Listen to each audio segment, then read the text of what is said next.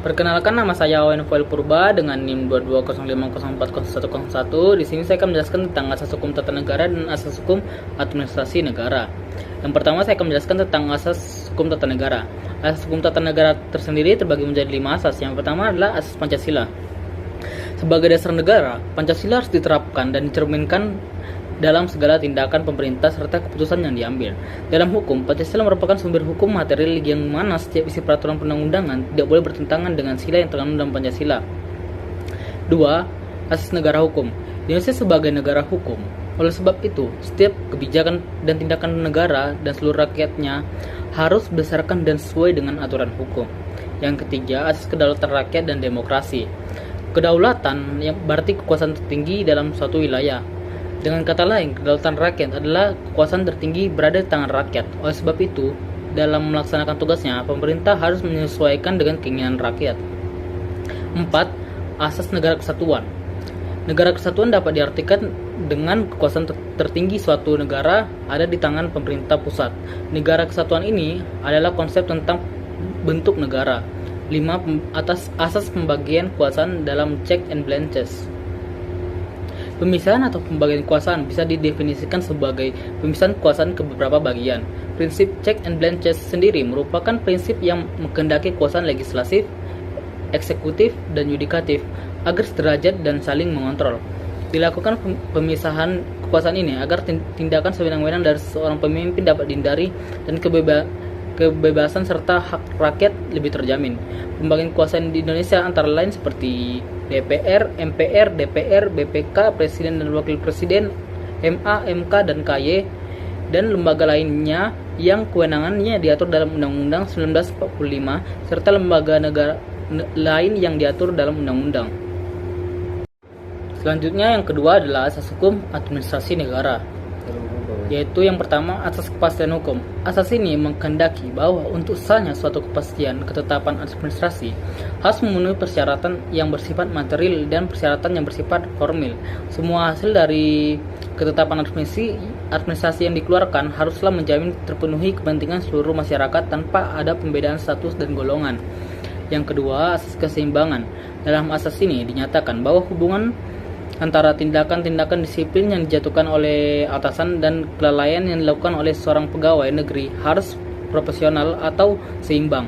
Semua bentuk sanksi yang dijatuhkan haruslah sesuai dengan peraturan perundang-undangan yang berlaku. Tindakan didasarkan atas rasa suka atau tidak suka. 3. Asas kesamaan dalam mengambil keputusan. Yang dimaksud dengan asas ini adalah bahwa hendaknya alat administrasi negara terhadap kasus-kasus yang faktanya sama diambil dalam tindakan yang sama pula. Hal ini sangat penting dilakukan untuk menghindari perbedaan perlakuan dalam hukum, bahwa setiap negara berkedudukan sama di muka hukum, sehingga tidak ada gejolak di dalam masyarakat akibat adanya diskriminasi dalam penerapan hukum. 4. Asas bertindak cermat. Asas ini mengkehendaki bahwa pemerintah harus bertindak berhati-hati agar tidak menimbulkan kerugian bagi warga masyarakat. Segala masalah dan persoalan yang timbul haruslah diputuskan dan diselesaikan dengan cermat dan tepat, sehingga kepercayaan masyarakat terhadap pemerintah akan senantiasa terjaga. 5. Asas motivasi. Yang dimaksud dengan asas ini adalah bahwa setiap keputusan badan-badan pemerintah harus mempunyai motivasi atau alasan yang cukup sebagai dasar keputusan tersebut, dan dituntut agar motivasi tersebut benar dan jelas.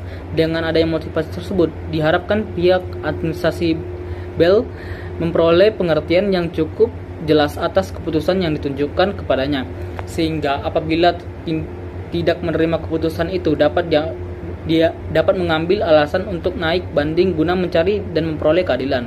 6. Asas larangan untuk mencampurkan kedudukan kewenangan.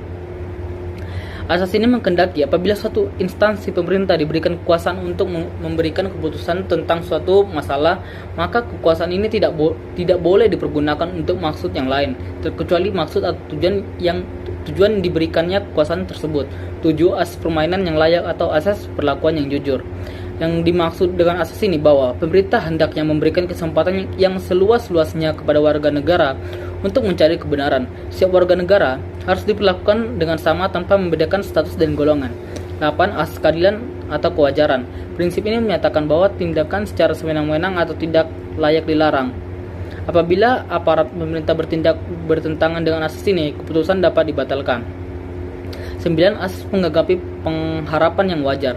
Yang dimaksud dalam asas ini adalah bahwa tindakan pemerintah harus menimbulkan harapan-harapan pada penduduk. Oleh karenanya, dalam melakukan tindakannya, pemerintah harus memperhatikan asas ini. 10. Asas meniadakan akibat suatu keputusan yang batal. Dalam hal pemberhentian pegawai dinyatakan batal, instansi pemerintahan tidak saja harus menerima kembali pegawai yang diberhentikan tersebut, akan tetapi juga harus membayar semua kerugian yang diderita oleh pegawai yang bersangkutan yang disebabkan karena pemberhentian tersebut. 11. Asas pelindungan atas pandangan hidup atau cara hidup. Asas ini menghendaki bahwa setiap pegawai negeri mempunyai hak atas kehidupan pribadinya, dan pemerintah harus menghormati hak tersebut. 12. Asas kebijaksanaan. Asas ini menghendaki bahwa pemerintah dalam segala tindak tanduknya harus selalu berpandangan luas dan harus dapat melihat gejala-gejala masyarakat yang harus dihadapinya, serta dapat memperhitungkan akibat dari tindakan pemerintahan tersebut. 13. Asas penyelenggaraan kepentingan umum. Sebagai tindakan aktif dan positif dari tindakan pemerintah adalah penyelenggaraan kepentingan umum. Tugas penyelenggaraan kepentingan umum ini merupakan tugas seluruh aparat pemerintahan. Kepentingan umum harus diutamakan daripada kepentingan individu, golongan, atau kepentingan daerah. Sekian dari saya. Jika ada kesalahan kata, mohon dimaafkan.